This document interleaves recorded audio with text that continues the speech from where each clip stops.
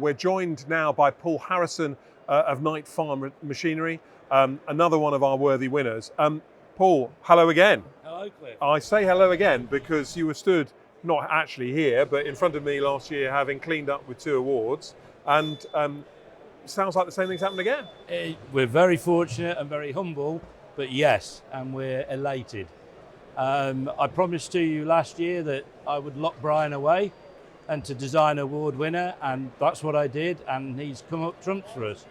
So we're delighted. Lots of different reasons. It's a great accolade to the business, but I think above anything, LAMMA show, British show, and it's a British company, long-standing British company that's won. So I'm delighted, many reasons. I absolutely understand that, and I'm delighted for you. I think it's one of those things that every year we hear that the criteria are getting tougher and tougher, and the judges said it was the closest that they've had. So I think, if anything, it's a tougher win this year than it was last year. Yeah, well, we don't see that side of it. We just got stuck in and came up with what we thought was a good design. It works, and clearly the judges agreed with us, Well, which is lovely. So we'll come to the actual product in a second, but let's just take a step back. And I'd be very surprised if people don't know who Knight are, but why don't you just spend a couple of minutes and tell us a little bit? Fair comment. Knight Farm Machinery have been around for about 45 years. Brian started it in his young days, making machinery for local farmers in those days. And it was just when tram lines were becoming wider and people wanted more from their sprayer, including their own farm and contracting business. So Brian started making a sprayer for himself and then local farmers, and then it just took off. And they've been doing crop sprayers and tillage equipment ever since. Right to this day, we still do both. And where are you based? Near Stamford in, Rutland, right on the edge of Rutland Water. Very glad I didn't say Lincolnshire. Yes, I nearly did. Yeah, I did see that actually. Yes. Yeah. No, Rutland, yes. Yeah, no, fair enough.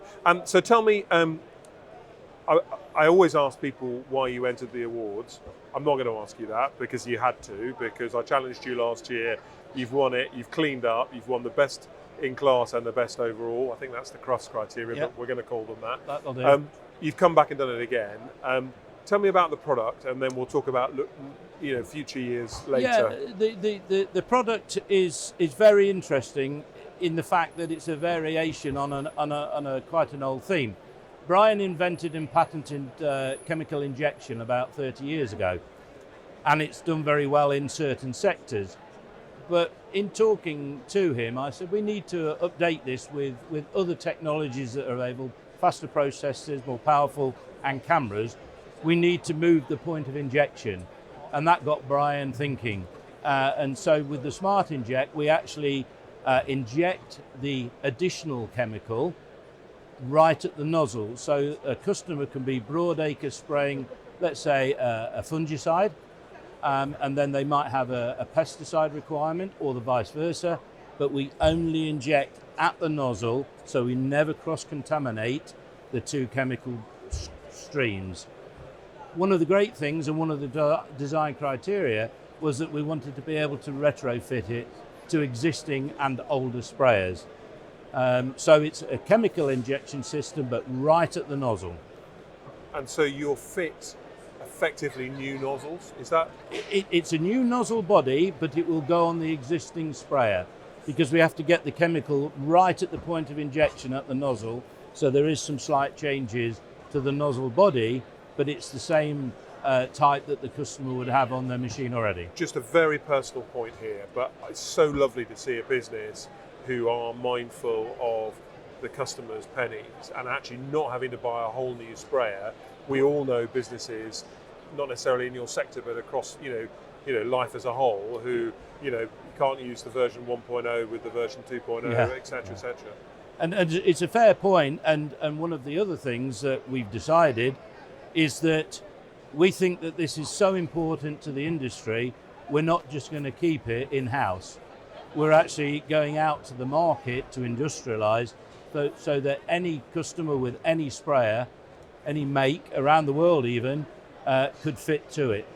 So let's just look at that point then. That's fascinating. So the new nozzle body, Yep. the Smart Inject nozzle body, will have an adapter to fit any. Absolutely. Any sprayer around the world, effectively. And do they all exist now, or are you? So if I ring you up, I can buy one for any sprayer now, can I? Or You can. It's limited at the minute because we've kind of gone a little bit further than concept. We've got them working on Brian's sprayer on his farm, so we could supply, but we're focusing on finding a third party to produce and sell it globally. Sounds like there's going to be a bunch of people queuing at your stand later for that role, I would imagine. We suspect so. Yeah, no, I'm not surprised I at all. think it's great. I wanted to also talk a little bit about, I mean, you know, you're a fascinating business for me because, as you say, you're British, you know, you're established, you've got really good products, but you stand here as an innovator. And much of your innovation is driven by Brian. How does that succession planning look within the business? Very good, and I'm pleased you've raised it because Brian's son and daughter are in the business, along with two non-family directors in the engineering business. So they're all part of the process of taking it from, if you like, Brian's generation into the next generation of thinking, forward-thinking, innovations, beneficial to customers, the environment at the same time. So there's an ethic, I think is probably the right description.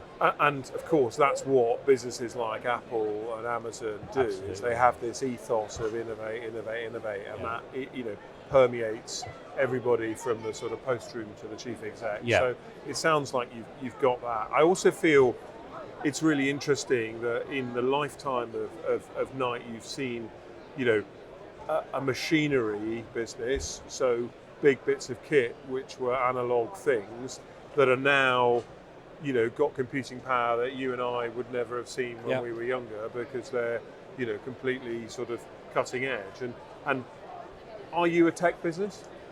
I would probably, we're not a tech creator, we're a tech user. You know, all of the engineers are properly qualified, as you would expect, and we take other control, especially on the control side, we take computers and we make them do what we need them to do to benefit the customer. So you identify the problem, and then you go to industry to give you the AI, the computing power to resolve that problem. Yeah, and Brian will design, and Darren and Matt will design, let's say, the hard parts to adapt that into agriculture, but especially crop protection equipment. But again, just go back to the fact that Smart Inject, you know, sprayer head will be fittable to any sprayer. I mean, that's you know, if I say it's altruistic, it you know, you probably will sell more sprayer heads because of it. But actually, you know, farmers are under more financial pressure than they've ever been.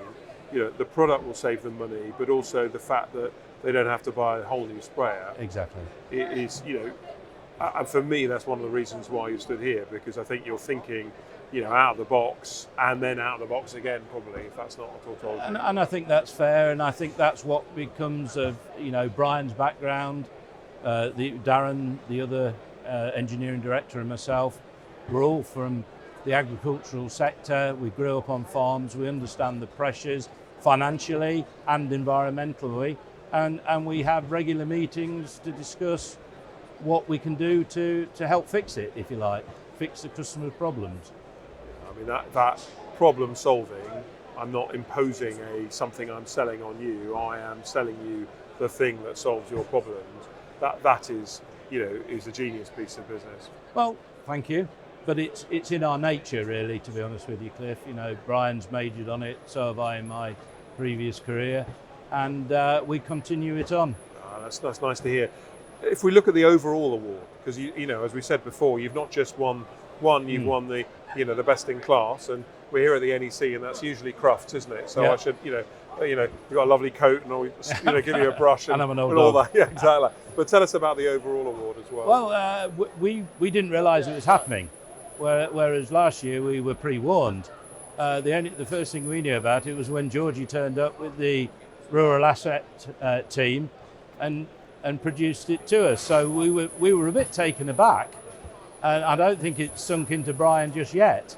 Again, like I said earlier, we were ecstatic, we're honoured, and we're just chuffed to bits with it. You know,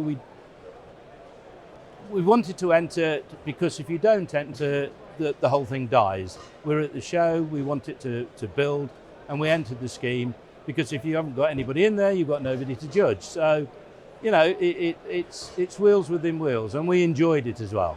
We enjoy it. That's good to hear. Well, I hope Brian enjoys today and tomorrow, and maybe Friday, because you're going to have to lock him away again from Monday. Yes. I'm not really asking, I'm telling. I assume you're going to go for a hat-trick next year? Well, I think so. He thinks he's going on holiday for 3 weeks, but actually he's going back into the shed with the lot, like you say, Cliff. Thank you, Paul. Well, you heard it first here, folks. Brian is not going on a holiday. He is going to go into the shed, and he is going to go for that hat-trick next year.